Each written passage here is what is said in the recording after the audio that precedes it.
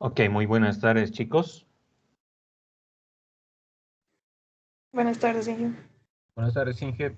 Buenas tardes, ¿Qué Inge. tal? Muy buenas tardes. A partir de este momento estamos iniciando con la grabación para nuestra clase del día de hoy. Y bien, como habíamos quedado entonces, para el día de hoy está planificado de que realicemos un repaso de los temas que van a estar ingresando al examen que tenemos el día miércoles. Entonces, asumo que todos hemos entregado ya la práctica sobre redes convolucionales. Entonces, porque esto teníamos que haberlo entregado hasta el día sábado. Y bien, entonces, con el examen que vamos a tener el día miércoles estaríamos consolidando todo lo que es el proceso evaluativo de la segunda parte de la materia. Entonces, luego de esto, estaríamos netamente enfocándonos en lo que es la última unidad temática de la asignatura, donde estamos netamente, pues, enfocados en lo que es el tema de redes recurrentes y sus características, donde vamos a estar realizando algunos ejercicios adicionales el día viernes, y se espera también de que podamos complementar todo esto con lo que es la introducción a procesamiento del lenguaje natural. ¿Ok? Bien, vamos a organizar esto entonces en dos partes. En primera instancia me gustaría enfatizar los aspectos de relevancia que están vinculados al tema de redes convolucionales que ustedes deben tener en cuenta. Vamos a ver la posibilidad también de reforzar con algunos ejercicios en torno al cálculo de la convolución, que es algo que de seguro va a estar ingresando a nuestro examen del día miércoles, por lo cual es importante que podamos tomarlo en cuenta también. Bien, algo que debemos tomar en cuenta en relación a las redes convolucionales es que este tipo de redes, una de las principales características que tienen es que mejoran significativamente los niveles de clasificación de las redes feed-forward, ¿sí? Porque hay una diferencia esencial entre las redes convolucionales y las redes feed-forward. Y la diferencia fundamental está en que las redes feed-forward tienen una primera capa que está totalmente vectorizada. Esa es una característica que tienen este tipo de redes neuronales, las feed-forward. Pero las redes convolucionales no tienen en su primera capa esta vectorización que nosotros típicamente tendríamos en las redes feed-forward, sino que más bien lo que hacemos es calcular una convolución, ¿sí? Entonces, ¿en qué consiste la convolución? Habíamos dicho que la convolución de imágenes es un proceso que nos permite extraer características, extraer features. Ese es un punto importante que siempre debemos tener en cuenta, ¿sí? Entonces, la convolución viene a ser el elemento principal, viene a ser la piedra angular de las redes convolucionales. Entonces, una de las primeras definiciones que le habíamos dado a la convolución es que en el caso de imágenes digitales nosotros podemos obtenerla a través del uso de un filtro convolutivo, de un filtro que en realidad es una matriz pequeña, ¿sí? Es una matriz pequeña que puede estar asociado a un ancho y a una altura que normalmente coinciden en valor, y además es un número impar, ¿no? O sea, podemos tener, por ejemplo, convoluciones de 1, 3, 5, 7 y así. Ese es un punto a tener en cuenta. Y por otra parte pueden estar asociadas a una profundidad también. Y aquí tengo una primera pregunta para ustedes, chicos.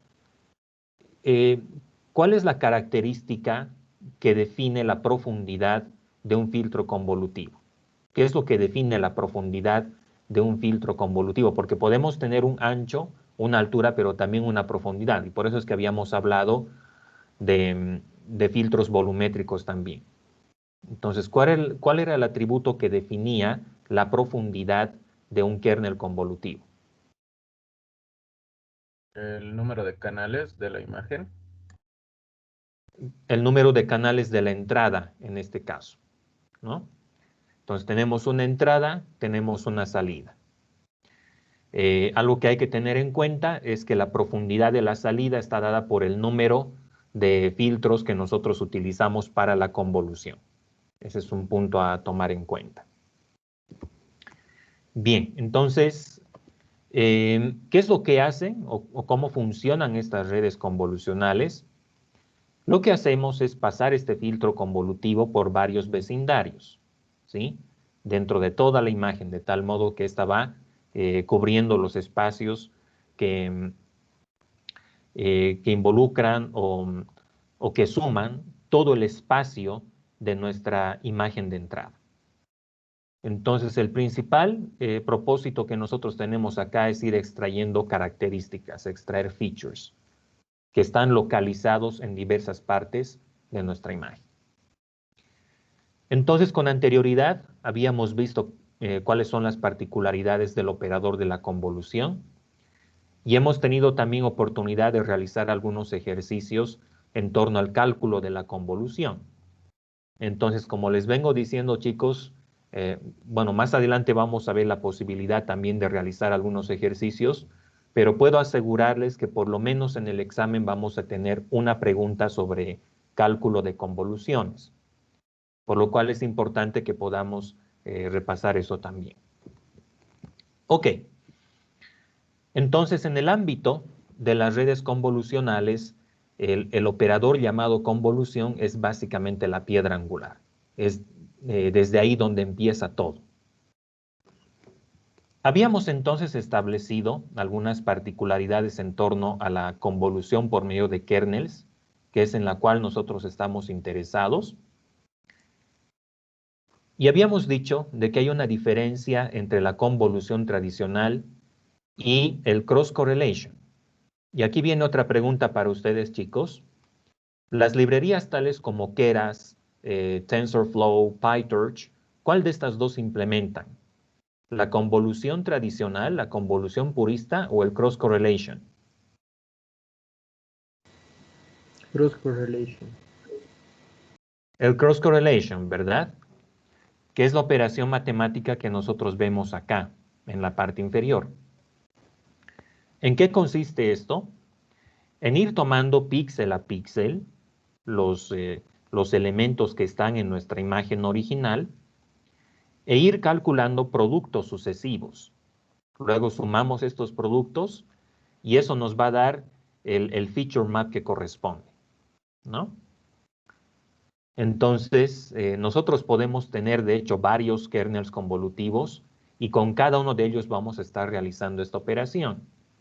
Entonces, la profundidad de la capa convolucional va a estar dada por el número de filtros que nosotros utilicemos para realizar nuestra convolución. Entonces, algo que hay que tener en cuenta es que las librerías no utilizan la convolución purista como nosotros la definimos de principio, sino más bien por temas de simplicidad prefieren utilizar el cross correlation, que es esta operación matemática que ustedes ven acá.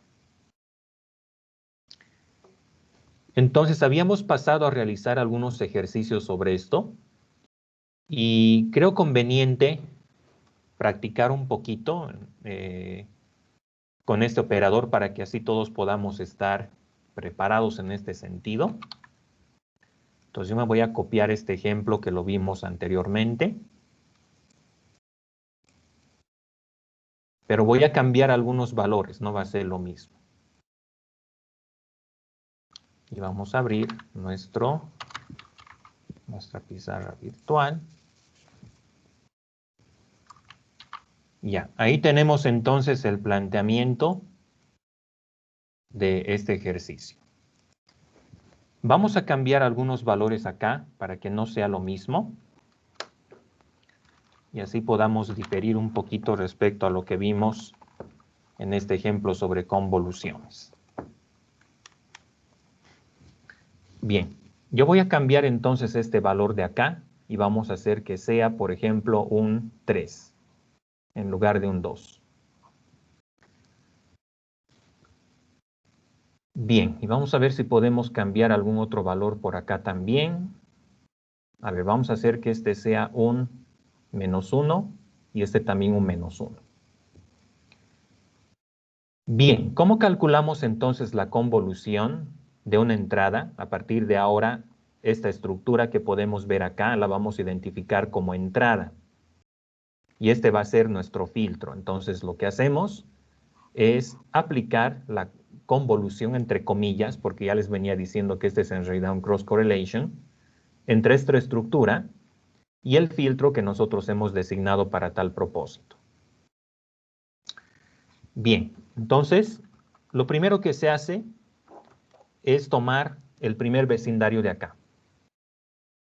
Entonces, tomamos este vecindario y píxel a píxel vamos realizando los productos de cada vecindario con los valores que están en el filtro que nosotros hemos designado. Entonces, ¿qué significa esto? Bueno, para empezar, tenemos que determinar cuáles van a ser las dimensiones de la salida. ¿Cómo se calculan las dimensiones de la salida? La fórmula ya deberían todos conocerla de memoria, chicos. Esta imagen tiene un ancho de 4, ¿no? Y una altura de 4 también. Entonces, el ancho de la salida, ¿cómo se calcula?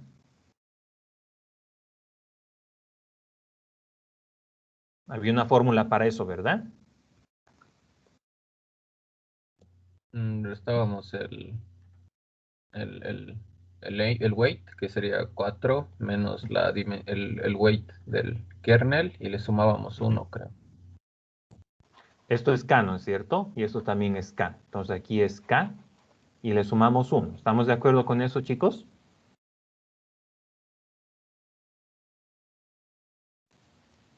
Estamos bien, ¿verdad? De esta Sí. manera, entonces, es como calculamos las dimensiones de la salida, ancho y altura. Para la altura tendría que ser la altura de entrada menos la altura del kernel más 1. ¿En qué casos hay excepciones a esta fórmula, chicos? Cuando se trabaja con un stride diferente a Ujú. 1, Un stride diferente a 1, ¿verdad? ¿Y en qué otro caso, muchachos? cuando aplicamos padding. Cuando hay un padding de por medio, ¿verdad? Bien, vamos a ver esas variantes también a nivel de este mismo ejercicio, pero me interesa de que podamos determinar cuáles son las dimensiones de la salida en este caso. Como no estamos aplicándole un padding a la imagen original, entonces, ¿qué tipo de padding se dice que estamos utilizando en este caso? Válido. Es un padding de tipo valid, ¿verdad? Tenemos el padding válido. ¿Qué otros tipos de padding hay?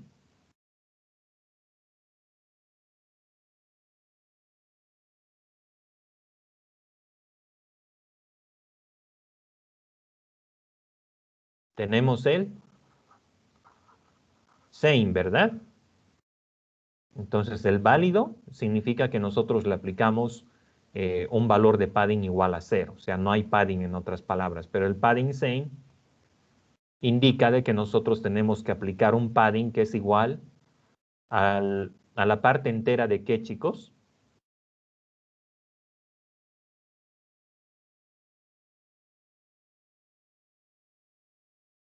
¿Quién define el ancho que va a tener el padding?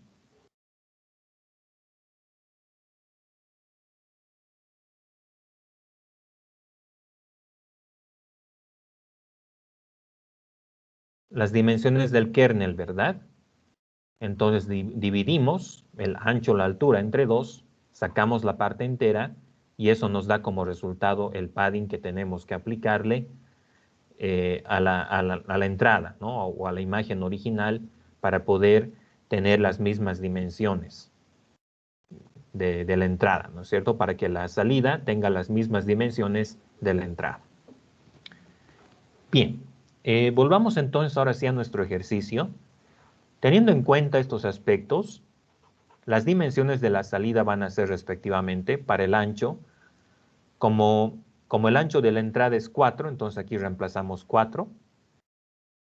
El tamaño del kernel es 2 más 1. Entonces, ¿qué significa eso para nosotros?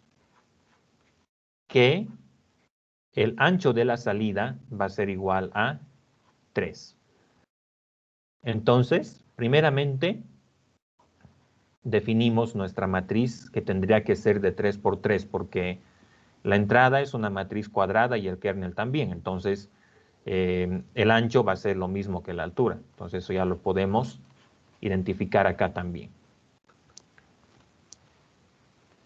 Bien, entonces, este primer elemento, vamos a suponer que esta es nuestra matriz C, y acá vamos a tener un elemento C11. ¿Cómo calculamos ese elemento? Aplicando el cross correlation entre esta primera parte y nuestro filtro convolutivo. Entonces, lo que hacemos es tomar elemento a elemento, por ejemplo, el 5 con el 1, después el 8 con el 2, el 1 con el 3 y el 0 con el 1. Haciendo eso, entonces, vamos a tener acá 5 por 1, 5, más 8 por 2, 16, más 1 por 3, 3, más 0 por 1, 0. Sumamos todos estos valores y ese vendría a ser el resultado de la convolución para este primer píxel en la salida. Entonces aquí tenemos 21, 24. ¿Estamos de acuerdo, chicos? Sí, Inge. Entonces esto va a ser 24. Como nuestro sprite es de una unidad, de un píxel cada vez, entonces ahora movemos esto al siguiente vecindario de píxeles de tal modo de evaluar esta parte de acá. ¿Ya? Entonces hacemos lo propio, ¿no? C12 va a ser igual a 8 por 1, 8, más 4 por 2, 8, más 0, más 1. Entonces esto va a ser 17. ¿Estamos de acuerdo, chicos? Sí, Inge. Ya, 17 tenemos ahí. Esto es menos 1. Ahora lo propio tenemos que hacer con este otro vecindario, ¿no? Con este otro de acá. Para tener como resultado esta celda, ¿no? La celda C13. Entonces lo mismo. Acá tenemos 4 por 1, 4. Menos 2. Más 3. Más 3. Y esto nos da 2 más 3, 5 más 3, 8. ¿Estamos de acuerdo? Sí, Inge. Bien. A manera de practicar entonces, chicos, completen las otras convoluciones que están acá. Cuando volvamos yo solamente voy a anotar los resultados. Entonces aquí va a ser ejercicio. Completar las otras convoluciones.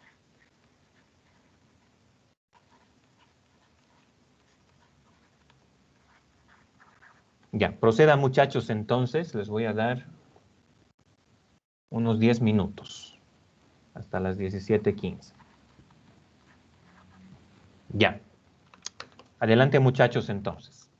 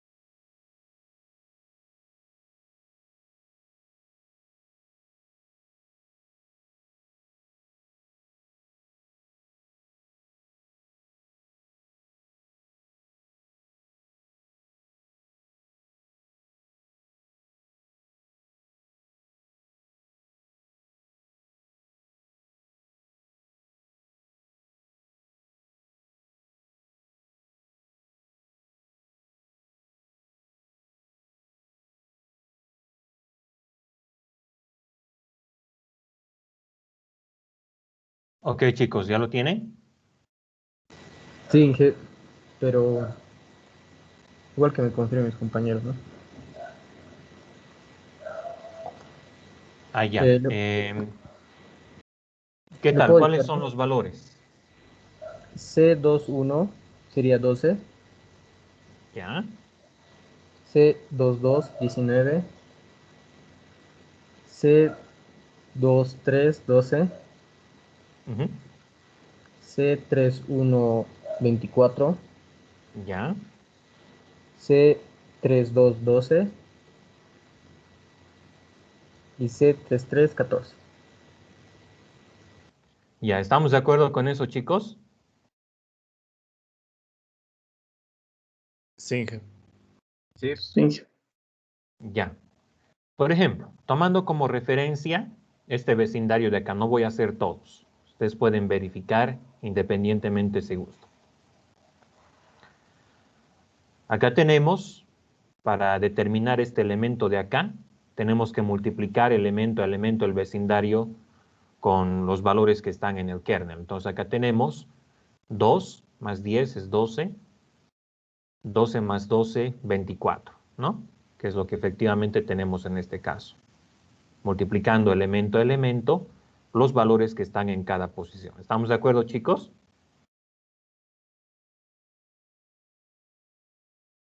Sí, Inge.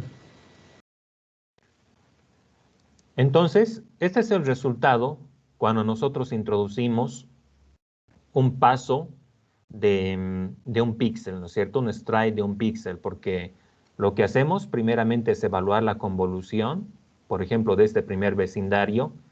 Luego, damos un paso de un píxel a la derecha y procedemos ahora a evaluar este otro vecindario y así.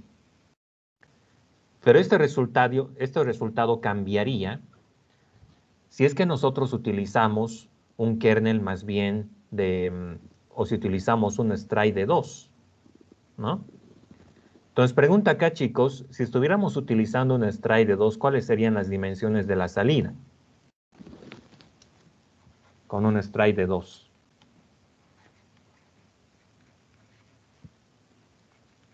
¿Cuánto sería en este caso el ancho de la salida?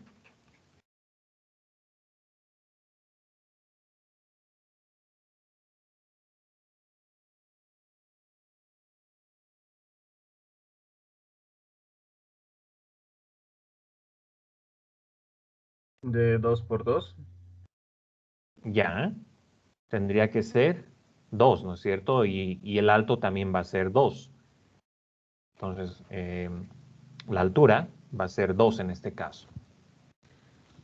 Y eso nosotros lo podemos determinar fácilmente porque luego de evaluar este primer vecindario de 4 píxeles, damos un paso de 2 y el siguiente vecindario que vamos a evaluar es este otro de acá.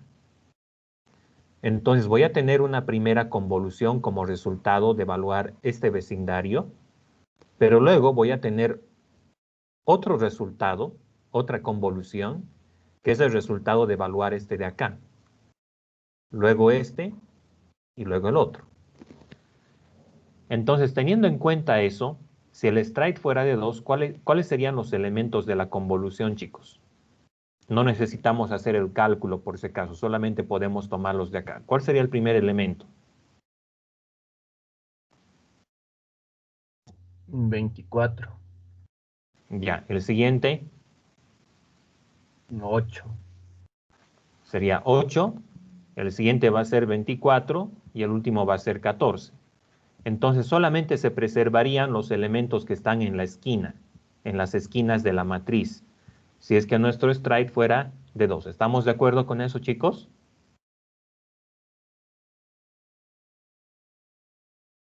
Sí, Inge.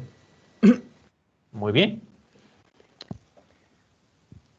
Ok, esta fórmula de acá, esta fórmula que habíamos visto, que nos permitía, por ejemplo, determinar las dimensiones de la salida, antes era así, ¿no?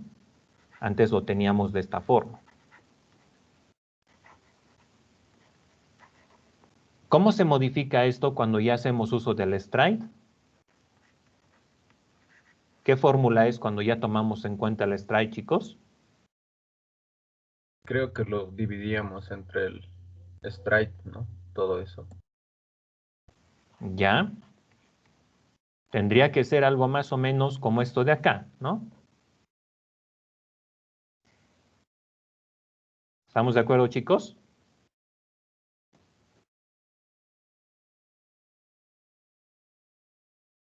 Sí, Entonces, en este caso, como el ancho de la entrada es 4 y el ancho del kernel es 2, entonces 4 menos 2 es 2. Dividimos eso entre 2 y nos da 1. Y 1 más 1 es igual a 2. Y lo mismo va a ocurrir con la altura, ¿no es cierto? Como las dimensiones son las mismas, vamos a tener una salida de 2 por 2, que es justamente lo que hemos logrado en este caso. ¿Estamos de acuerdo, chicos?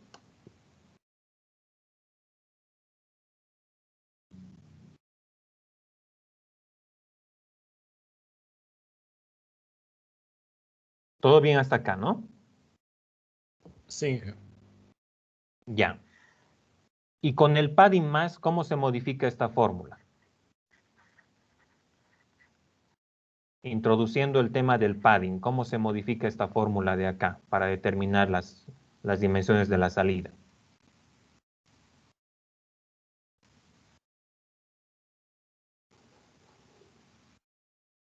¿Recuerdan?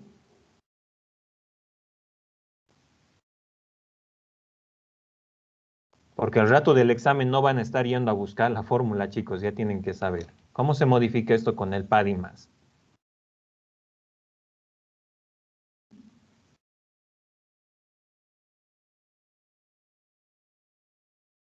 ¿Se acuerdan? La verdad, Inge, no me acuerdo. No le voy a mentir. Ya, con el padding, la fórmula se modifica de esta manera. Entonces, el ancho o la altura menos k más 2 veces el padding sobre el stride, ¿no? El stride más 1. ¿Por qué multiplicamos por 2 el padding? Porque ese es el valor del padding que nosotros aplicamos, ¿no es cierto? Les había dicho que este padding es igual a la parte entera de las dimensiones del kernel sobre 2. ¿Pero por qué lo multiplicamos por 2, chicos? porque se tiene que aplicar a los costados. Uh-huh. A los costados y arriba y abajo también, ¿verdad?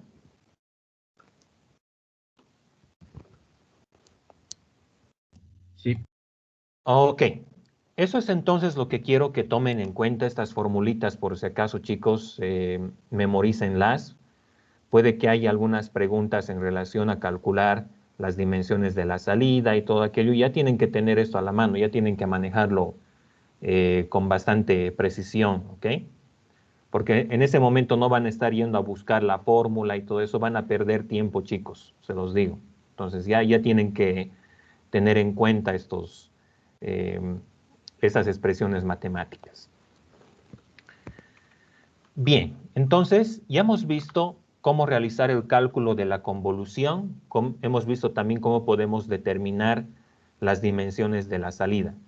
Algo que siempre tenemos que tomar en cuenta, chicos, es que las dimensiones están en estrecha relación con las dimensiones de la entrada, las dimensiones del kernel y también si estamos utilizando padding y estamos utilizando stride. Y las definiciones de cada uno de estos conceptos, qué es padding, qué es stride, tienen que estar claras para todos ustedes. Y también cuáles son las fórmulas que se utilizan para poder determinar las dimensiones de la salida de la convolución. Ancho, alto y también profundidad, por si acaso. La profundidad de la salida, conviene esto destacarlo acá.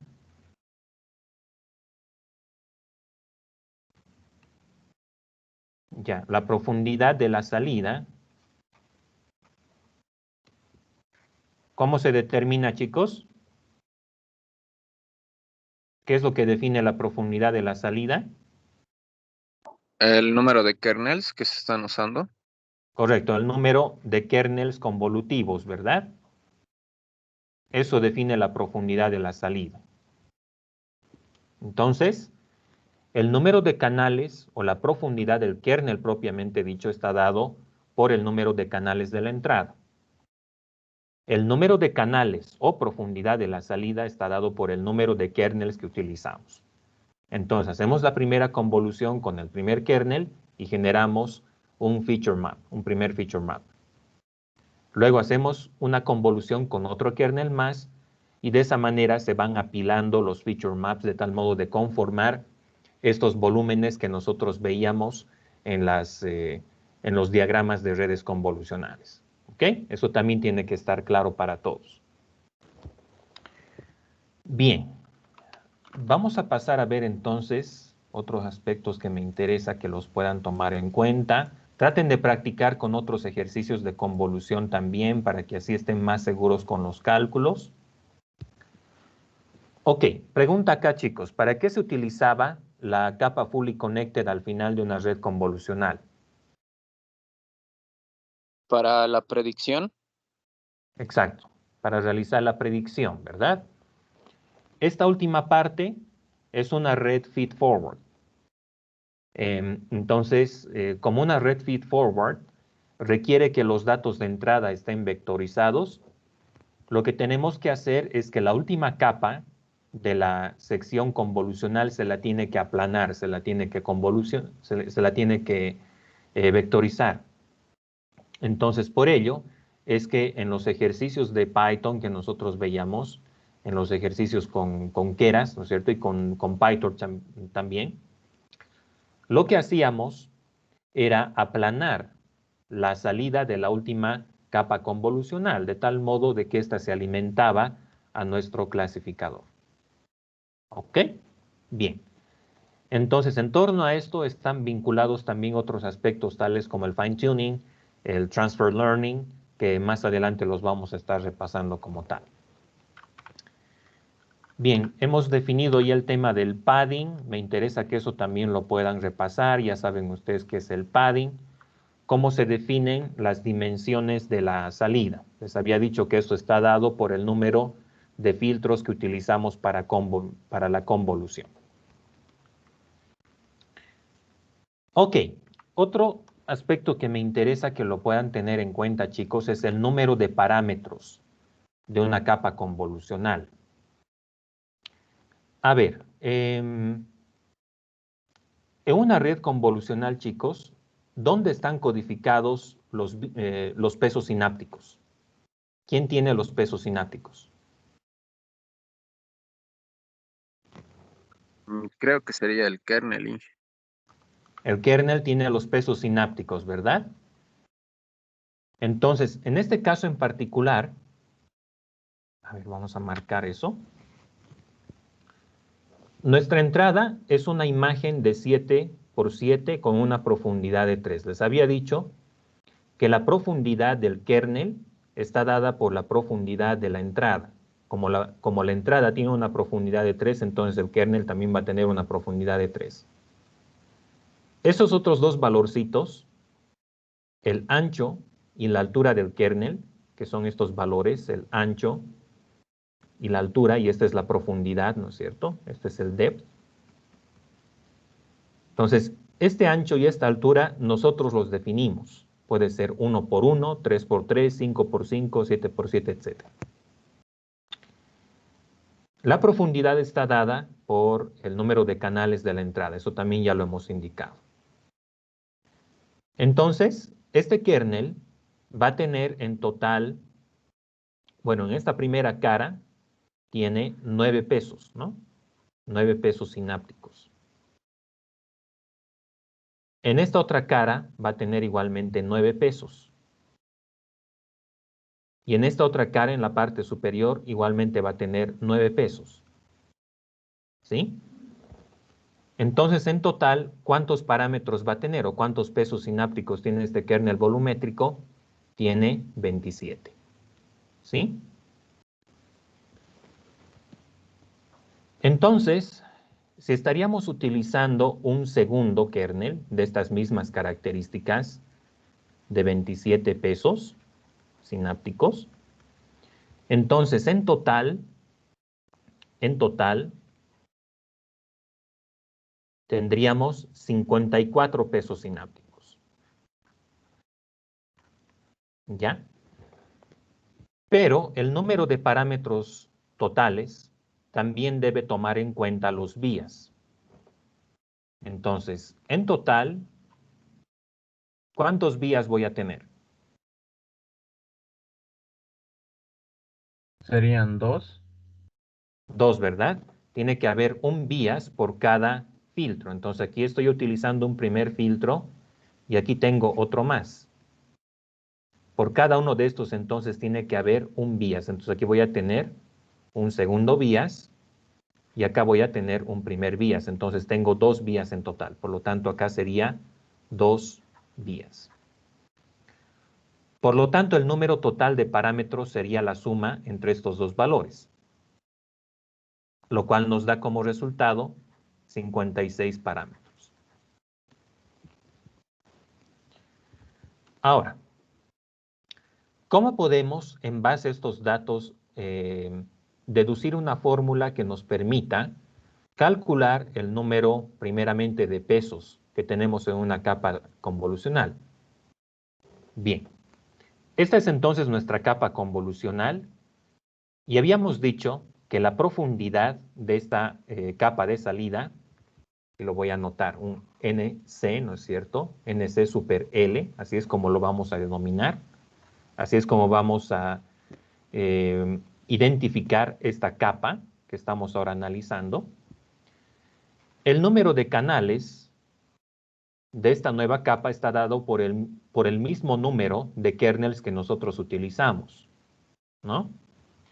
Entonces acá, el número de capas en la capa, bueno, el número de capas, ¿no es cierto? O de canales en la capa convolucional es lo mismo que el número de kernels que empleamos para la convolución, que en este caso es igual a 2, porque estamos utilizando 1 y 2 kernels. Ahora, tenemos también un número de canales en la entrada, ¿no? Que vamos a identificar como NCL-1. Este valor de NCL-1 es la profundidad de la entrada, pero esta profundidad de la entrada también es la profundidad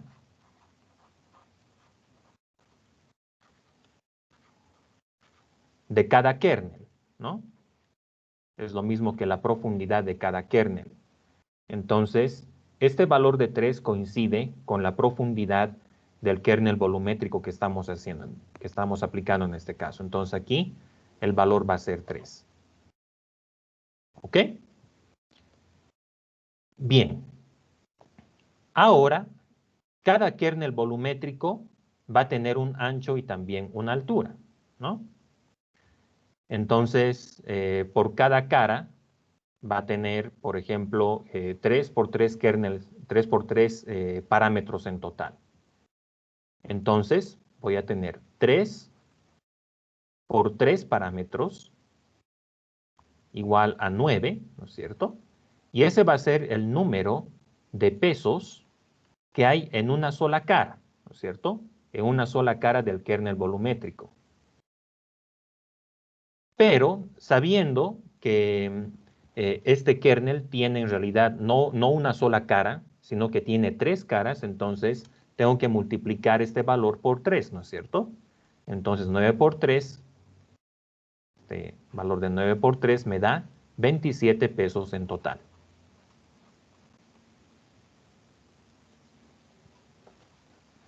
Entonces, después lo que voy a hacer es multiplicar por cuántas estructuras, cuántos kernels de estas mismas características estoy utilizando para la convolución, que está dado por la profundidad de la salida, ¿no? Entonces aquí va a ser 27 por 2, lo cual es 54 pesos en total.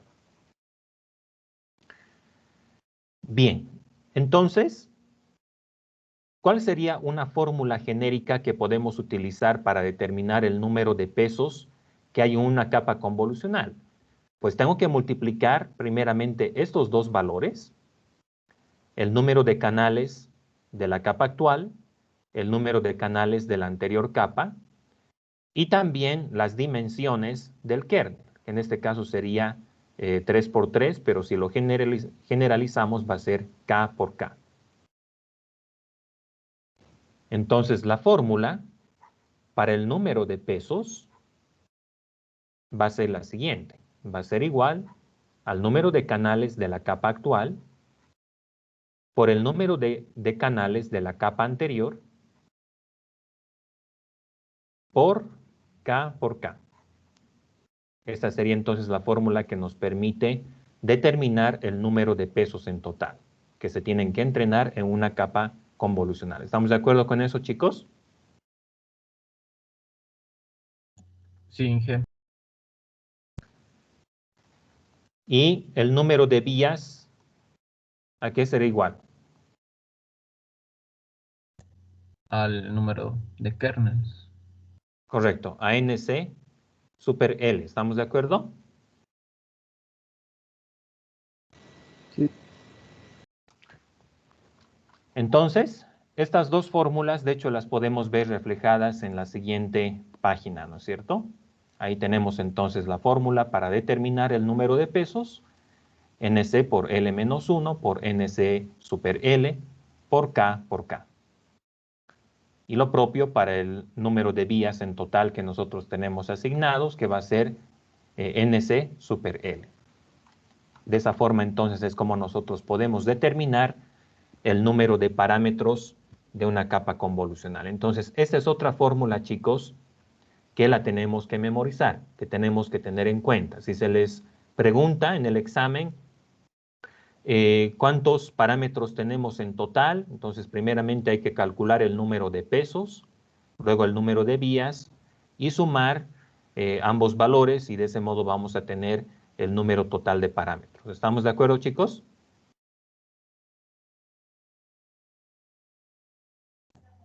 Sí, Inge. Bien. Ok, otro concepto importante a tener en cuenta, el max pooling es una convolución especial, en realidad es la aplicación de un kernel que solamente extrae los máximos de cada vecindario, ¿no? Entonces, tenemos el max pooling y el average pooling. Son los dos tipos de pooling que nosotros podemos aplicar a una red convolucional. Entonces, el max pooling lo que hace es aplicar un filtro que va tomando los valores máximos de cada vecindario evaluado. Entonces, asumiendo que nuestro kernel pooling es de 2 por 2, por eso es que tenemos acá regiones de 2 por 2, con un stride de 2, que es el valor por defecto que se aplica en las librerías que nosotros utilizamos. Entonces, lo que ocurre es que por cada sección tengo que obtener el máximo valor. En este caso tengo 9, acá tengo 7, acá tenemos 8 y acá tenemos 6. ¿Ok? Entonces, max pooling y average pooling son operaciones de subsampling. Subsampling significa reducir la dimensionalidad de la salida. Entonces, el average pooling tiene la misma noción que el max pooling, pero la diferencia está en que en lugar de sacar el máximo, sacamos más bien el promedio. Entonces, el promedio del primer vecindario va a ser, por ejemplo, 5.5, el del segundo va a ser 3.5, aquí igualmente tengo 3.5 y aquí va a ser 4.25. Entonces, de igual manera, preservamos las dimensiones del max pooling, pero en lugar de extraer el máximo de cada vecindario, extraemos el promedio. Esa es la diferencia. Bien, luego de esto habíamos visto algunos detalles acerca del backpropagation, del forward y backward propagation de redes convolucionales, ¿no? Son algunos detalles que también los habíamos visto. Si saben calcular convoluciones, ya saben forward propagation. Es básicamente lo mismo, pero haciendo uso de una función de activación, ¿no? Tales como, por ejemplo, una función ReLU. Entonces, a esta convolución que nosotros le aplicamos a cada canal, lo que vamos a hacer es que le vamos a aplicar después una función de activación. Esa es la diferencia que nosotros vamos a ver. Entonces, en este caso, un ejemplo que nosotros habíamos visto era realizar la convolución de esta entrada con el primer canal, teniendo como resultado un canal de resultado. Luego aplicamos la convolución del segundo canal de la entrada con el segundo canal del kernel y tenemos la salida respectiva. Entonces lo que hacemos es sumarle todo esto, bueno, sumar en realidad las dos convoluciones canal por canal y luego le sumamos el bias. Y de esa manera tenemos este resultado de acá. ¿Ok? Entonces aquí ya podemos aplicar una función de activación tales como por ejemplo una función ReLU, ¿no es cierto? Recuerden que la función ReLU nos da como resultado 0 cuando x es menor o igual a 0 y nos da x cuando x es mayor que 0. ¿Ok? Es una función que va así, ¿no? Primeramente es plana cuando x es menor o igual a 0, pero luego empieza a levantarse y forma un ángulo de 45 grados con el eje x positivo. Bien, entonces si le aplicamos la función ReLU a esta matriz, el valor negativo que está acá, el menos 6, se va a volver 0, ¿no? Que es lo que podemos identificar acá. Cuando ya utilizamos más de un kernel convolutivo, ya les había indicado cuál es el procedimiento que se sigue. Entonces hay que aplicar la convolución canal por canal con el primer kernel, luego hacer lo propio con el segundo y en la salida lo que vamos a tener es un primer feature map que le corresponde a la aplicación de este kernel, del kernel 1, y luego otro feature map que le corresponde a la salida de este segundo kernel. De hecho, este era un ejemplo que ustedes lo tenían que resolver en la práctica, entonces asumo que ustedes han obtenido como resultado dos matrices, ¿no? A ver, solamente para verificar un poquito eso.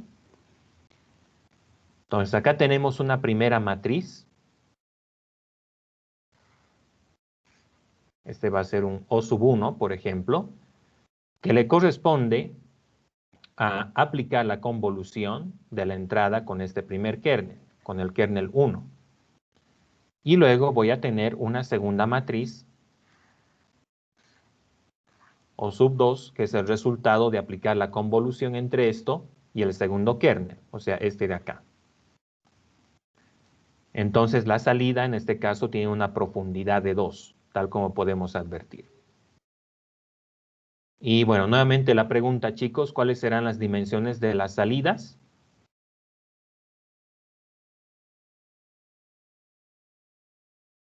Tres por 3. Tendría que ser 3 por 3 en ambos casos. Porque 5 menos 3 es 2, más 1, 3. En este caso 5 es la entrada, 3 es el kernel. Entonces ahí tenemos 5 menos 3, 2 más 1, 3. Por lo tanto, esas son las dimensiones de la salida como tal. Y bueno, diríamos en realidad que la salida, en este caso, es una estructura de 3 por 3 con una profundidad de 2. Entonces, eso es lo que vamos a tener como resultado. ¿Estamos de acuerdo, chicos? Sí, Inge. Bien. Ok, después habíamos visto las particularidades del backpropagation. Por acá iba también otro ejercicio que ustedes lo tenían que ver en la práctica. Y bueno, cosas que tenemos que tener en cuenta acá, muchachos, que probablemente ustedes han deducido también en la práctica que hicieron. Tenemos que evaluar dos derivadas. La primera derivada es del error respecto de los pesos del kernel. O sea, la derivada de E respecto de W, donde W es nuestro kernel propiamente dicho. Este W tiene los elementos, en este caso, ¿no es cierto? W11, W12, W21 y W22. Por supuesto que las dimensiones pueden ser diferentes. Este es nada más un ejemplo, chicos. Entonces, la derivada del loss function respecto del kernel, de los elementos del kernel, es de hecho una convolución. Una convolución entre la entrada X, que tiene todos estos elementos, y la matriz que tiene las derivadas respecto de cada salida. Entonces, en este caso nosotros vamos a tener una salida con estos elementos, o 1, 1, o 1, 2, o 2, 1, o 2, 2. Entonces, la derivada del loss function respecto del kernel es una convolución entre X, que tiene todos estos elementos, por una matriz que tiene las derivadas respecto de cada elemento en la salida. ¿Ok? Entonces, esto es, si ustedes quieren, derivada del error respecto de O. Así de esa forma. La derivada del loss function, la derivada de E respecto de X mayúscula, donde X mayúscula es esta matriz, tiene una característica interesante. Eso por favor ténganlo en cuenta. Este es un full convolution. Este es un full convolution o una convolución completa de la matriz que tiene las derivadas, es decir, derivada de E respecto de O, pero con padding, ¿no es cierto? Por eso es que decimos full convolution, porque esta matriz de acá tiene un padding, tal como pueden ver acá, ¿no? Entonces es una convolución de esto con el kernel, ¿no es cierto? El kernel W, pero este kernel tiene que estar rotado, ¿no? ¿Cuántos ángulos o cuál es el ángulo de inclinación del kernel rotado? 180 grados, ¿verdad? Entonces, W, pero rotado, 180 grados. Eso por favor ténganlo en cuenta también. Cuando hicimos la deducción de las derivadas para el loss function respecto de X, hemos llegado a esta conclusión, de que se trata de una convolución de la derivada con el kernel rotado 180 grados. Eso por favor recuérdenlo también. Bien. Esos son entonces los aspectos esenciales de convoluciones, forward, backward. Repasen también el concepto de dropout. Es un método que nos permite reducir la complejidad de nuestro modelo. Esto no solamente es afín a redes convolucionales, sino que lo podemos aplicar en cualquier otro tipo de red neuronal también. El dropout consiste en anular o deshabilitar al azar algunas neuronas durante el proceso de entrenamiento. ¿Ok? Entonces, lo que hacemos es lanzar un número aleatorio, entre 0 y 1, por ejemplo, y todas aquellas neuronas que tienen un ID determinado, ¿no es cierto?, entre 0 y 0.5, que es un valor probabilístico que nosotros definimos, se van a deshabilitar. Entonces, en el dropout nosotros especificamos una probabilidad. Y esta probabilidad es, identifica qué neuronas se quedan y qué neuronas se van. Es básicamente lo que definimos ahí. Entonces, si le ponemos una probabilidad de 0.5 al dropout, eso significa que una mitad de las neuronas se van a deshabilitar en el proceso de entrenamiento. Eso significa. Entonces, P es un valor que nosotros le asociamos al dropout y define cuál es la probabilidad de deshabilitar una neurona en el proceso de entrenamiento. Entonces, al deshabilitar algunas neuronas de nuestra red, lo que estamos haciendo es reducir la complejidad, porque cada una de estas neuronas está asociada a sus propios parámetros y al deshabilitar la neurona estamos deshabilitando los parámetros también. Eso para que lo vayamos teniendo en cuenta. En el fondo, Dropout lo que hace es aplicar una regularización a nuestro modelo. ¿Recuerdan ustedes cuando hablábamos del modelo Lasso, por ejemplo, que lo que hacía este modelo era selectivamente anular algunos pesos del modelo? Entonces, algo similar realiza la operación del dropout. Deshabilitar aleatoriamente neuronas en el proceso de entrenamiento de tal modo de reducir la complejidad. Después habíamos hablado del proceso de batch normalization. El proceso de batch normalization lo que hace es garantizar que las neuronas que están en una capa determinada de nuestra red den salidas, pero que estén dentro de un rango prudente de valores. Lo que ocurre en muchos casos es que cuando nosotros estamos entrenando nuestra red neuronal, los resultados que nos dan las neuronas pueden fluctuar demasiado. Por ejemplo, una neurona puede ir entre 0 y 1, pero la otra neurona en esta misma capa puede ir entre 0 y 1000. Entonces, cuando tenemos este tipo de divergencias, el aprendizaje de la red neuronal es más dificultoso, ¿sí? Entonces, por ello es que aplicamos batch normalization para poder asegurar que los valores estén en un intervalo adecuado. Entonces, este intervalo está dado por, es una normalización respecto de la media y de la desviación estándar de un conjunto de valores que se evalúan, ¿no es cierto? Un conjunto de salidas que obtenemos en una capa determinada de nuestra red neuronal. Entonces, de esa manera, nosotros aseguramos que las salidas de nuestra capa de red de neuronas, ¿no es cierto?, estén comprendidas en un rango determinado de valores y de ese modo no tengamos mucha divergencia entre los valores que nos van dando. Ese es otro concepto a tener en cuenta. Ok, luego habíamos hablado acerca de bloques especiales. Importante tener en cuenta, cuando ustedes vean una arquitectura así, inmediatamente se van a dar cuenta que es cualquiera de las versiones de la red convolucional BGG. ¿Ok?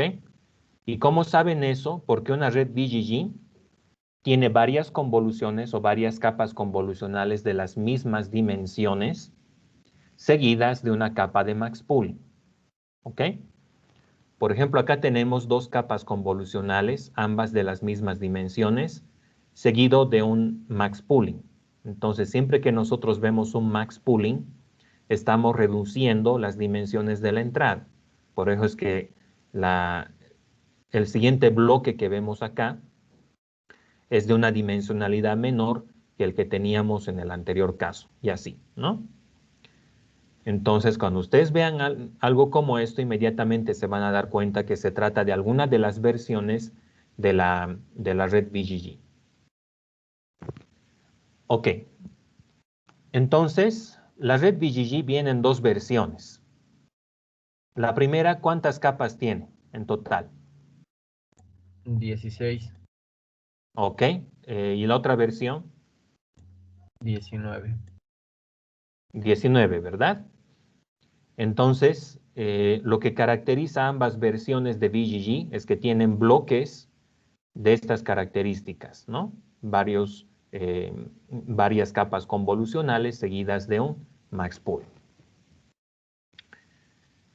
Bien, algo que debemos tomar en cuenta también es que las capas convolucionales utilizan kernels de 3×3. Ese es un punto a tener en cuenta. Y por otra parte, ustedes se van a dar cuenta de que todas las capas convolucionales tienen las mismas dimensiones. Eso es algo que les indicaba, ¿no? ¿Qué sugiere eso entonces en torno al stride, en torno al padding y demás? Que ya hemos visto antes. Que aplica padding válido con un stride de 1. Más bien sería padding sane. porque el padding válido es la no aplicación de padding, básicamente. Si no habría padding, entonces verías que las capas convolucionales se van reduciendo en valor, ¿no? Se van haciendo cada vez más chiquitas, que es lo que no ocurre acá. Entonces, cada capa tiene las mismas dimensiones, lo cual nos indica de que el padding es same. ¿Estamos de acuerdo, chicos? Sí. Ok. Bien, después habíamos hablado también sobre los bloques residuales, pero bueno, mayor detalle sobre esto tenemos en la siguiente, donde ya habíamos hablado un poco más acerca de Computer Vision también. Arquitectura LeNet, no creo que vaya a entrar, en realidad ya es un tema de historia principalmente. La parte de hardware, ¿por qué utilizamos CUDA en este contexto? Bueno, les ayudaría a conocer CUDA. En general, en realidad es un entorno de programación paralela que está ligado a las capacidades de procesamiento del GPU, ¿no? Entonces, los cores de un GPU tienen esta capacidad de poder pues realizar un procesamiento paralelo, que es algo que resulta muy adecuado y es algo que queremos tener cuando estamos entrenando redes convolucionales. Entonces, ese es un punto que hay que tener en cuenta acá en relación a CUDA específicamente. Pero cosas más allá de eso no vamos a tener como preguntas en el examen. Arquitecturas de la red BGG, eso por favor repasen también. Tenemos la de 16 y la de 19, ¿no? Las dos versiones. La única diferencia entre la BGG 16 y 19 es que la de 19 tiene 16 capas convolucionales, o sea, 3 más que la BGG 16. La BGG 16 tiene solamente 13 capas convolucionales. Y ambas versiones tienen 3 capas fully connected. O sea, esa parte, el número de capas que tiene nuestro clasificador no cambia entre una y otra versión, pero sí el número de capas convolucionales. Ese es un punto a tener en cuenta.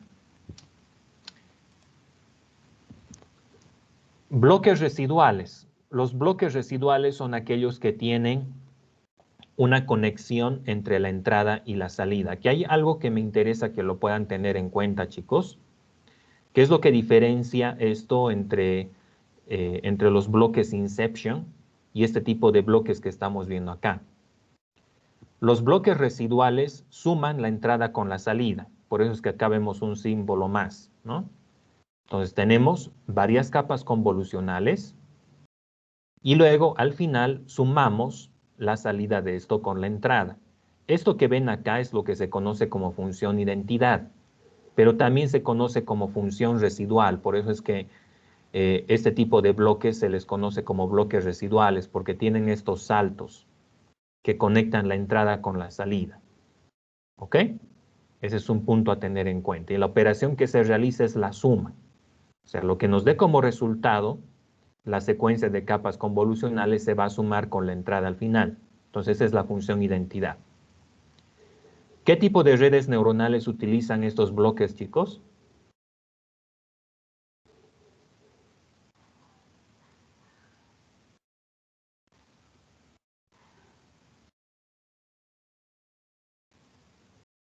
¿Se acuerdan?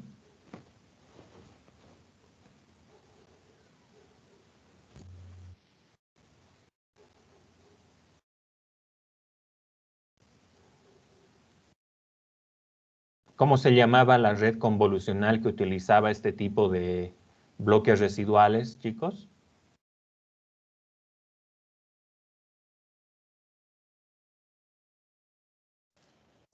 ResNet, Inge. Correcto. Es la red ResNet, que en realidad viene en varias versiones, ¿ya? Eso también, por favor, ténganlo en cuenta. Las redes ResNet utilizan este tipo de bloques residuales que tienen estos saltos entre la entrada y la salida. Ok, algunos otros detalles que hay que tener en cuenta. Versiones más modernas de las redes ResNet utilizan una capa tipo bottleneck. ¿Cuáles son las características de una capa bottleneck, chicos?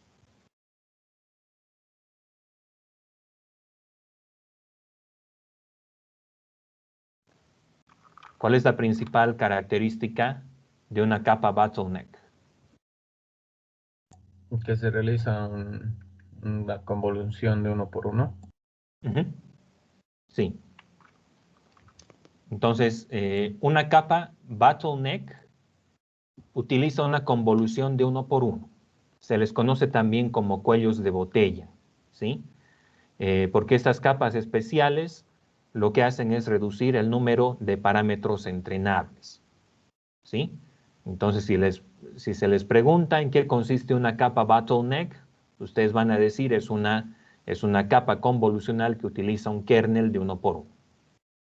Entonces, típicamente lo que nosotros hacemos es incluir capas bottleneck al principio y al final de los bloques residuales, ¿no?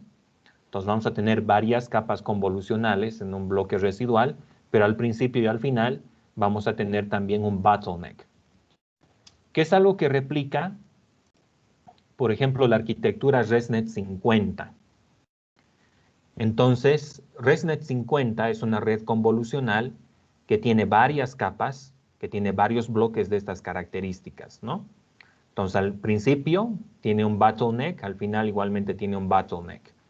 Y de por medio va a tener un número de capas convolucionales regulares, por ejemplo, de 3 por 3 o de 5 por 5, según corresponda. ¿Ok? Entonces, ResNet 50, para ser más específico, utiliza capas bottleneck al principio y al final de cada uno de sus bloques residuales. Eso, por favor, tengámoslo en cuenta también. Después hemos visto las características de la red Inception. Dentro de lo que eran los bloques Inception teníamos una versión básica y una versión avanzada. La que estamos viendo acá es la versión avanzada.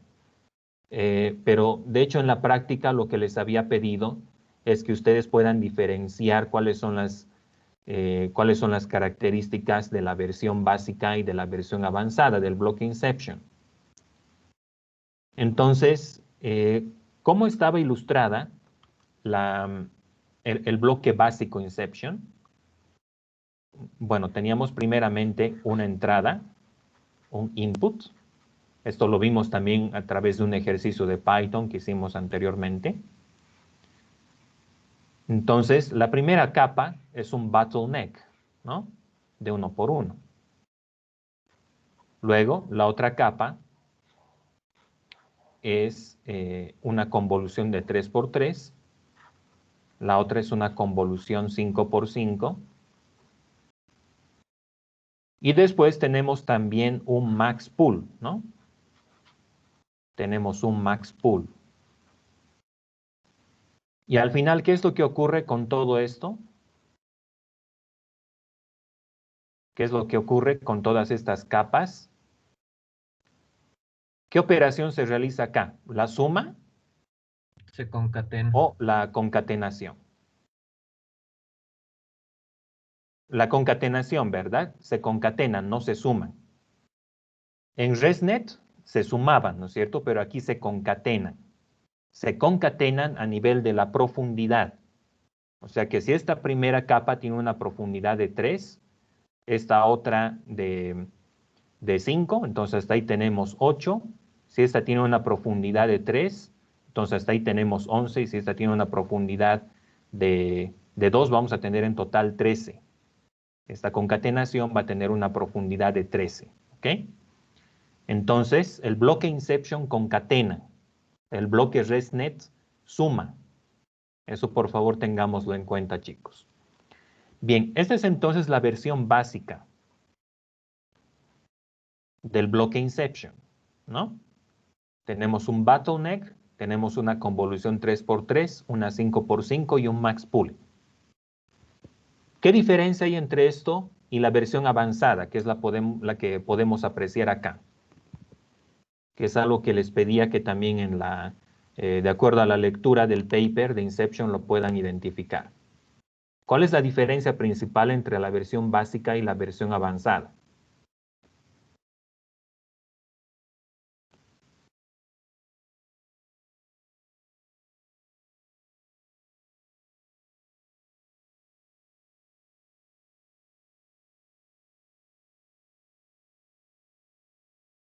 ¿Alguna idea, chicos?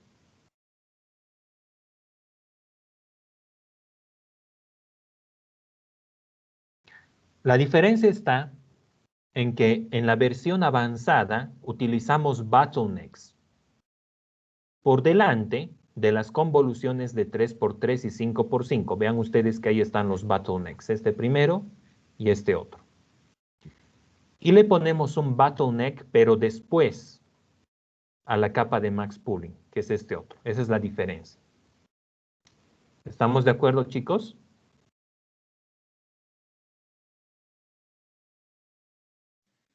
Sí, Inge. Sí, Inge. Ok. Bien, luego de eso teníamos la red Inception, que era una concatenación de varios de estos bloques Inception. Como pueden ver, la red Google Inception tiene no solamente una salida, tiene tres. ¿Por qué tenía tres salidas, chicos? ¿Y para qué servían estas salidas intermedias? Para evitar el overfitting. Ya, pero había otra causa en realidad, otra razón más fuerte. Cuando las redes son muy profundas, ¿qué pasa con los gradientes? Surge lo del vanishing gradient. Correcto. Entonces, para evitar ese problema del vanishing gradient, la red Google Inception tiene salidas intermedias. Entonces, estas salidas intermedias se encargan de reforzar los valores de los gradientes que están a estos niveles, ¿no? Porque esta red es muy profunda. Entonces, de todas maneras, por más de que utilicemos diversas estrategias, vamos a incurrir en un problema de desvanecimiento del gradiente. Por eso es que le han puesto dos salidas intermedias, una acá y otra acá. Entonces, la función objetivo, el loss function de Google Inception, en realidad es una ponderación de los loss functions que están asociados a la primera salida, a la segunda y a la salida final. Entonces va a ser el loss function de la salida final, o sea, esto para nosotros sería L, más 0.3 de L1, que es el loss function asociado a esta salida, más 0.3 por el loss function de esta otra salida. Entonces, de esa manera tenemos el loss function total que toma en cuenta las tres salidas de la red Google Inception, para que vayamos teniendo en cuenta. Y cada uno de los bloques que nosotros podemos ver acá concatenados, en realidad es un bloque Inception avanzado, ¿no? Que tiene el tema del bottleneck asociado a cada una de las capas y además lo que hace es concatenar de acuerdo a la profundidad cada una de las capas que están en el bloque. ¿Estamos de acuerdo con eso, chicos? Sí, Inge. Bien. Ok. Después de esto habíamos pasado a hablar acerca de aspectos generales de Computer Vision. Acá lo principal que me interesa que puedan repasar, chicos, es qué tipos de descriptores nosotros tenemos en el Computer Vision tradicional. Habíamos hablado de tres tipos de descriptores. El primero es el histograma de gradientes. ¿En qué consiste este algoritmo del histograma de gradientes? Consiste en obtener un histograma de frecuencias de gradientes que están localizados en varias celdas de una imagen. Ese es el propósito principal que nosotros tenemos. Entonces, ¿qué es lo que vamos a hacer? Vamos a evaluar gradientes en diversas dimensiones, en diversas direcciones. Por ejemplo, vamos a tener gradientes entre 0 y 20 grados, entre 20 y 40 grados. Recuerden ustedes que el gradiente es un vector que nos indica cuánto de variación de intensidad o cuánto de variación de color hay en una dirección determinada. Entonces, el gradiente es un vector en una imagen digital. Entonces, ¿qué hacemos? Identificamos cuántos gradientes, obviamente por celdas de una imagen determinada, cuántos gradientes están, por ejemplo, en el rango de 0 a 20 grados. cuántos están entre 40 y 60, cuántos están entre 60 y 80 y así. Entonces vamos sacando gradientes, vamos sacando en realidad frecuencias, ¿no es cierto?, de cuántos gradientes están en un rango de ángulos posibles dentro de un espacio de 180 grados en total. Entonces, de esa manera, estos histogramas que están asociados a cada celda se van convirtiendo en vectores, ¿no es cierto? Típicamente nosotros por cada celda vamos a tener 9 intervalos de ángulos de inclinación, ¿no? Entonces, vamos a tener 9 para la primera celda, 9 para la segunda, 9 para la tercera y así, ¿no? Es un valor estándar que se tiende a utilizar en estos casos.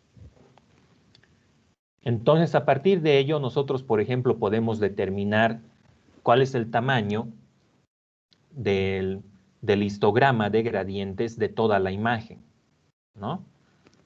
Por ejemplo, si en esta primera celda tenemos 9 rangos de ángulos, ¿no es cierto? Tenemos 9. Entonces, en un bloque que tiene 4 de estos cuadraditos, ¿cuántos vamos a tener en total?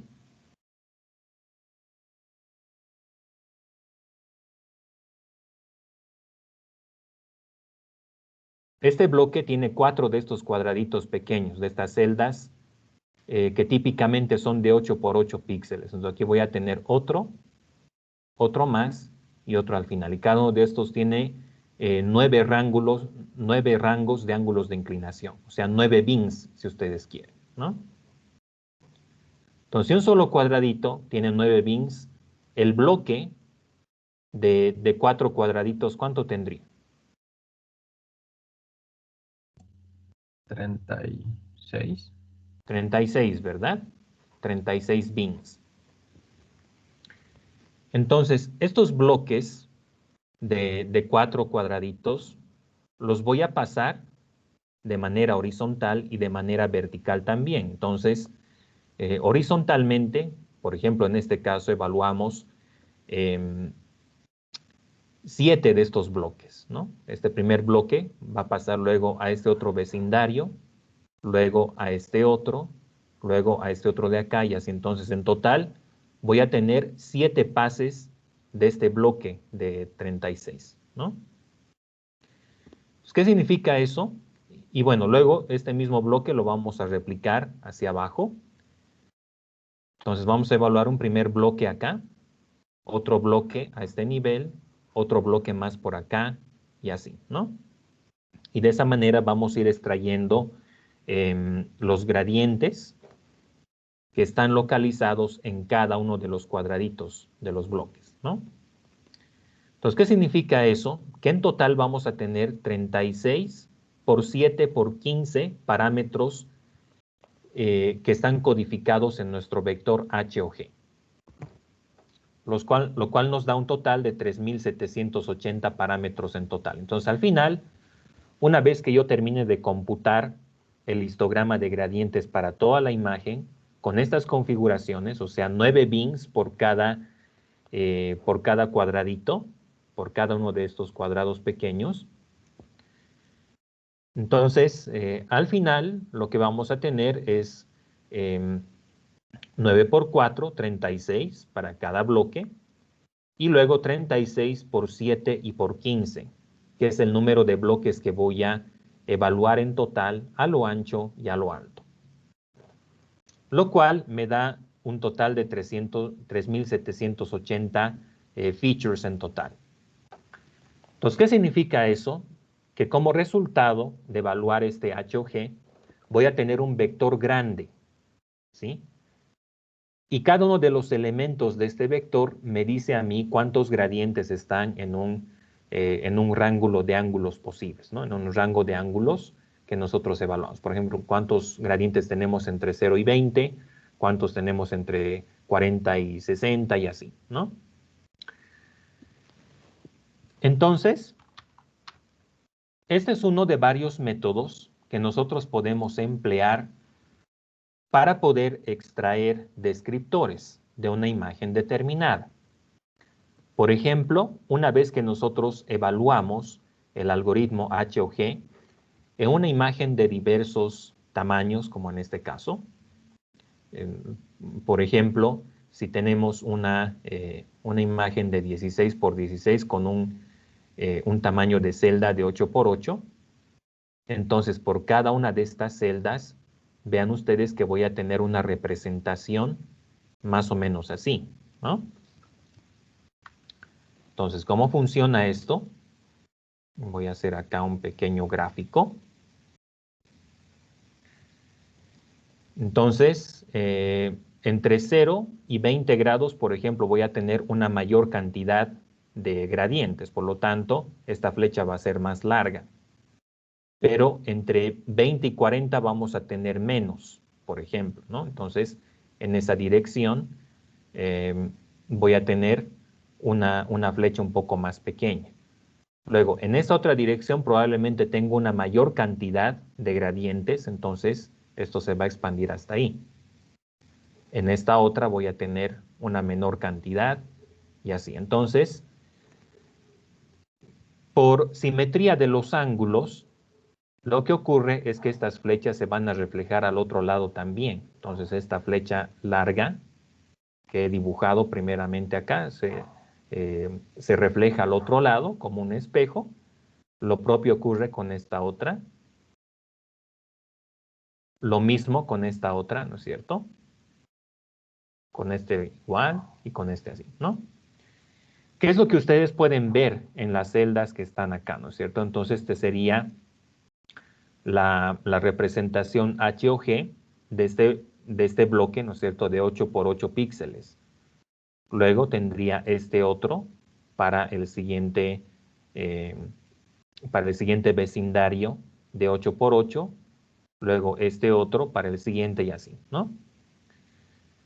Entonces, la longitud de cada una de estas líneas identifica cuántos gradientes están en el rango de ángulos de 0 a 20 grados, de 20 a 40, de 40 a 60 y así, ¿no?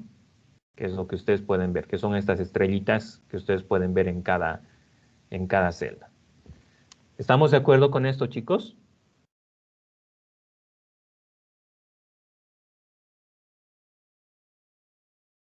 Sí, Inge. Ok. Bien. Después tenemos otros métodos basados en gradientes también. El método SIFT, denle una lectura en qué consiste básicamente esto.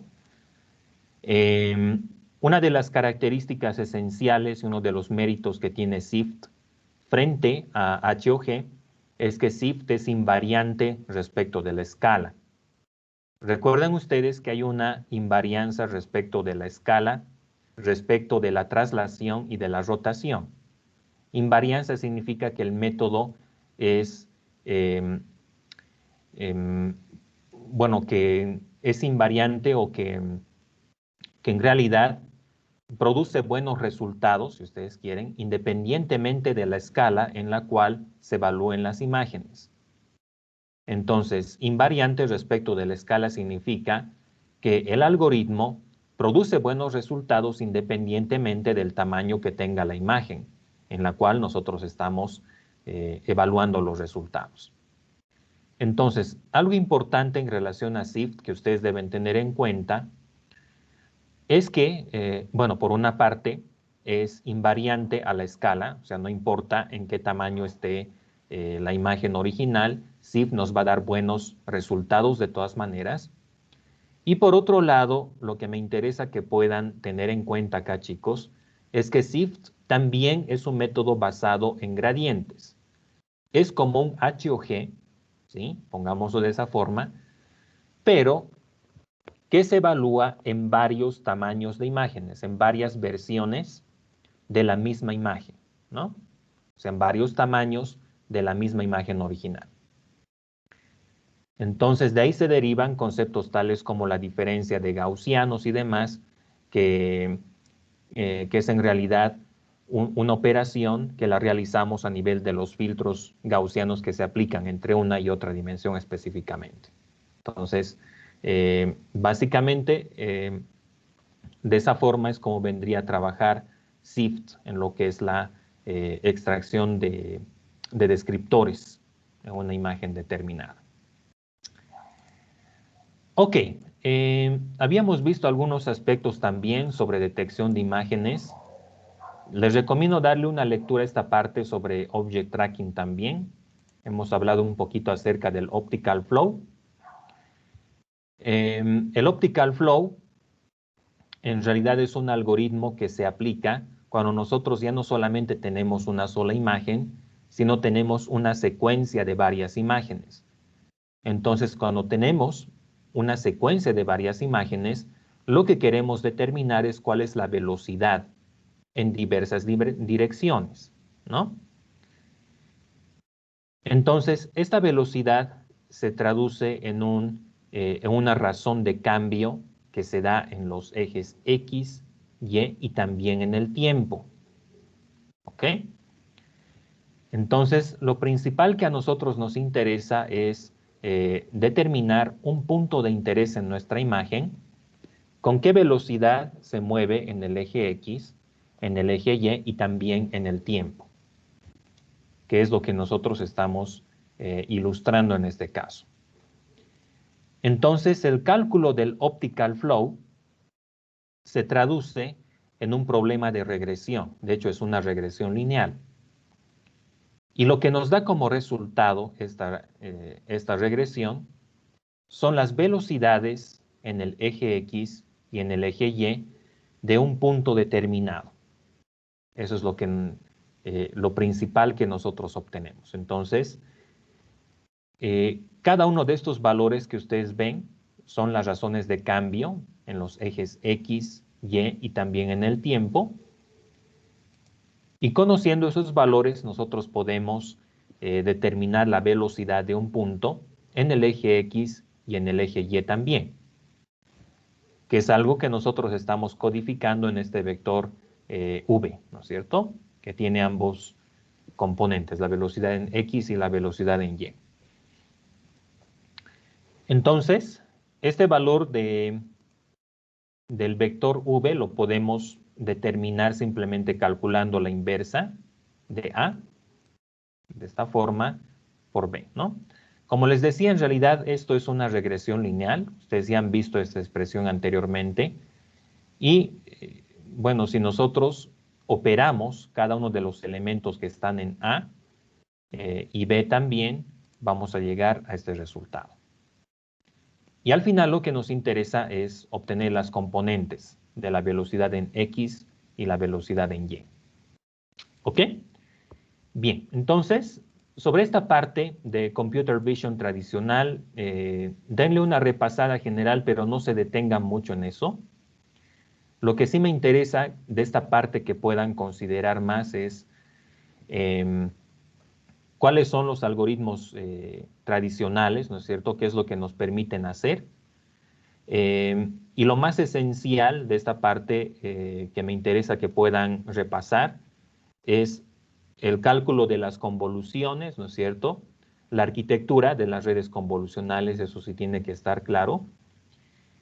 Y hay algunos puntos que hemos visto después, cuando nuevamente hemos retomado el tema de redes convolucionales, pero desde el punto de vista de clasificación y detección de objetos. Me interesa que puedan manejar estos conceptos también del data augmentation. ¿Qué escenarios tenemos para aumentar datos a nuestro dataset? Podemos incorporarlas a partir de fuentes externas, pero también podemos aplicar transformaciones. ¿Ya? De hecho, esto es algo que ustedes deberían de haber realizado en la práctica, utilizar transformaciones para poder generar artificialmente nuevas imágenes en el dataset. Entonces, esas transformaciones se generan de manera aleatoria. Por ejemplo, yo puedo asociar una rotación aleatoria por cada paso de entrenamiento, después un flip horizontal y también realizar una normalización de los datos, que es algo que ustedes indirectamente en la práctica han visto también, ¿no? Entonces, lo primero que hicieron fue configurar un image generator que se encargaba de aplicar aleatoriamente una serie de transformaciones, ¿no? Por ejemplo, flips horizontales aleatoriamente, rotaciones igualmente aplicadas de manera aleatoria, entre otros. Entonces, cada una de estas versiones que nosotros generamos se constituye en una nueva imagen que finalmente le alimentamos a nuestra red neuronal. ¿Por qué se hace eso? Porque Deep Learning en general requiere de muchos datos para su entrenamiento. Ok, otro concepto que veíamos era el de Transfer Learning, que estaba ligado a algo que conocíamos como Fine Tuning, ¿sí? Transfer Learning en general es un proceso por medio del cual nosotros resolvemos un problema diferente, pero con parámetros preentrenados para otro propósito, ¿no? Por ejemplo, nosotros podemos hacer uso de una red neuronal ResNet, que ha sido entrenada con el dataset ImageNet, pero utilizar parte de esa red neuronal para clasificar, por ejemplo, qué sé yo, imágenes de tipos de botellas, para darles un ejemplo, ¿no? Entonces, fine tuning es el proceso por medio del cual nosotros le hacemos ajustes a un modelo de tal modo de que éste pueda resolver un problema diferente del que originalmente estaba destinado. Entonces, hemos visto cómo podemos hacer esto del transfer learning y el fine tuning a través de diversas herramientas. Eso ya lo hemos visto en la práctica también y ustedes lo han aplicado. En el ámbito de detección, hay algunos aspectos que me interesa que los puedan tener en cuenta. Uno de ellos es el cálculo del intersection over union, ¿sí? El intersection over union, eso conviene que lo tomemos en cuenta. No sé si yo por acá lo tengo. El intersection over union es una medida que nos permite determinar cuál es el nivel de solapamiento que existe entre dos bounding boxes que nosotros evaluamos. Entonces, lo primero que nosotros hacemos es calcular el área de la intersección. Entonces, si nosotros, por ejemplo, tenemos coordenadas x1, x2 para un primer bounding box, luego tenemos y1 y y2, esto lo vamos a poner así.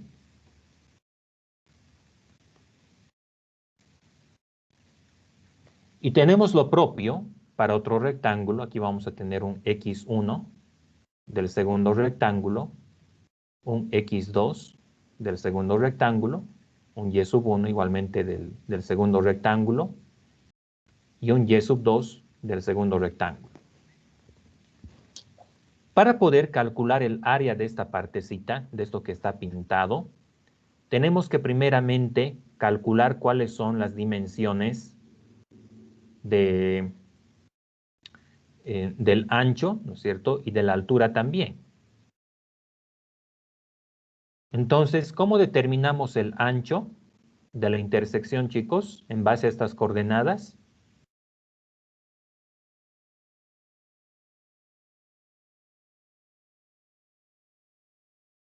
Este límite de acá, ¿qué sería?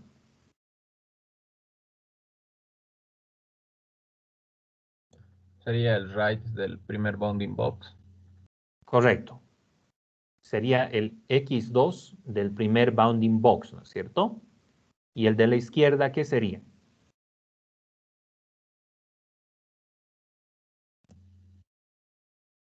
El left del segundo. Correcto. El x1 del segundo bounding box. ¿Estamos de acuerdo con eso? Sí. Y la altura, ¿cómo podemos determinarla? La altura va a ser, este es el y sub 2, ¿no es cierto? El y sub 2 del primer bounding box, ¿no? Menos el y sub 1 del segundo bounding box. ¿Estamos de acuerdo con eso? Sí. Entonces, para calcular el área, lo que tenemos que hacer, el área de la intersección, tenemos que multiplicar A por B, ¿no es cierto? La base por la altura. Y eso nos va a dar esto de acá, ¿no? El área del solapamiento. Para calcular esto de acá, para calcular el área de la unión, lo que tienen que hacer es primeramente determinar cuáles son la base y la altura de cada uno de los rectángulos, de los bounding boxes.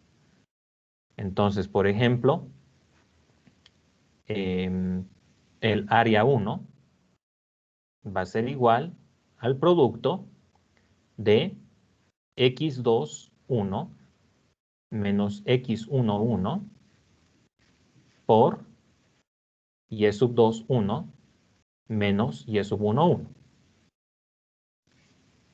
Y el área del segundo bounding box va a ser x2, pero para el otro, ¿no es cierto? x2 super 2 menos x1 super 2 por y sub 2 super 2 menos y sub 1 super 2. ¿Estamos de acuerdo con eso, chicos? Sí, Inge. Entonces, el área de la unión va a ser igual al área del primer bounding box, del primer rectángulo, más el área del segundo bounding box, menos el área de la intersección, ¿no? Menos A sub I. Y luego, para calcular el intersection over union, lo que tenemos que hacer es dividir estos dos, ¿no? El área de la intersección sobre el área de la unión. ¿Estamos de acuerdo?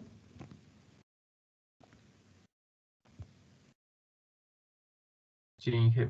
Entonces, esto es algo que ustedes mismos en la práctica deberían de haberlo implementado, ¿no? Les recomiendo que puedan echarle un vistazo a eso también.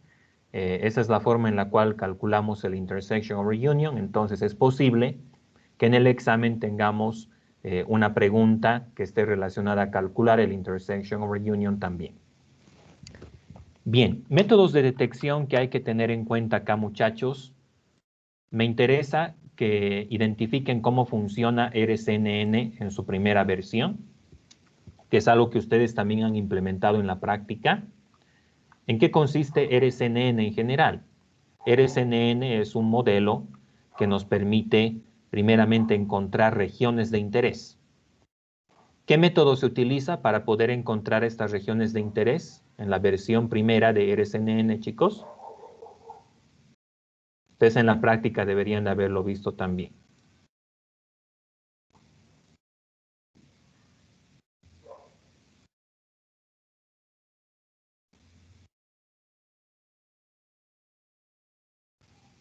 ¿Cómo se llama el método que nos permite obtener las regiones de interés en las primeras versiones de RSNN?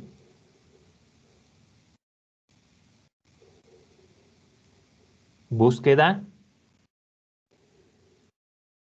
Selectiva. Búsqueda selectiva, ¿verdad? Selective search. Entonces, una vez que hacemos el selective search, esto lo vamos a, bueno, esto lo tenemos por acá, ahí está. Una vez que hacemos el selective search, lo alimentamos a un modelo que se encarga de extraer los features de cada una de estas regiones y luego se alimenta ese resultado a un modelo clasificador que nos permite, bueno, en realidad es un modelo de dos tipos de aprendizaje, ¿no es cierto? Una clasificación que mapea el objeto que está en la región, alguna clase en particular, y el otro es una regresión que nos permite ajustar las dimensiones de los bounding boxes. Entonces es una combinación de ambas cosas, de una clasificación con una regresión. La clasificación para poder identificar a qué categoría pertenece la región de interés que estamos analizando, y la regresión nos permite determinar cuáles son las dimensiones del bounding box. Eso es lo que debemos identificar por esa parte. Ok, estos son entonces algunos puntos que me gustaría que puedan enfatizar, chicos, para el examen que vamos a tener el día el día miércoles. ¿Ok? Entonces, algo que les puedo recomendar también es repasen los puntos de las prácticas, de la práctica de redes neuronales que han entregado, de la red XOR, y también los puntos que han abordado en la práctica última. Ya les he dado algunas referencias acerca de posibles preguntas que lleguen a estar. Entonces, hay que ir repasando eso también, muchachos. Y bueno, no sé si tienen alguna pregunta hasta acá o alguna inquietud por si acaso.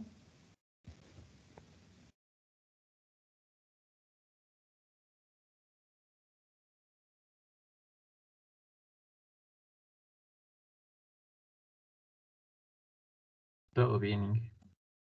Ya. Ok, entonces ahora sí voy a pasar a verificar la asistencia. Me van a prestar atención un ratito, porfa, chicos.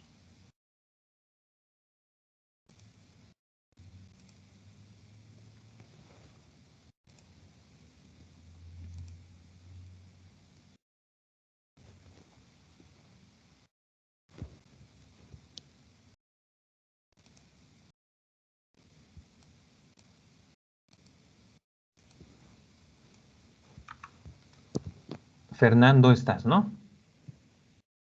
Sí, G, presente. Andrés, te estoy anotando también. Vía Contreras.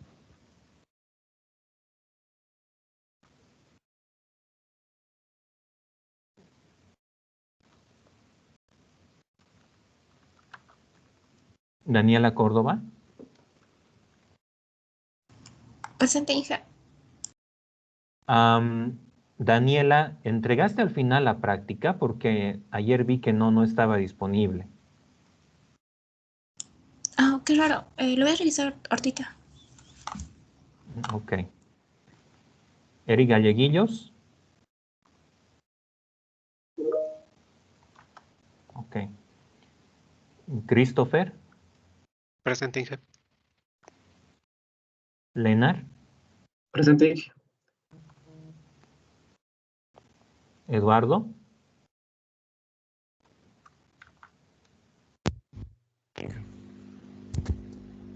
Eduardo, estás, ¿no?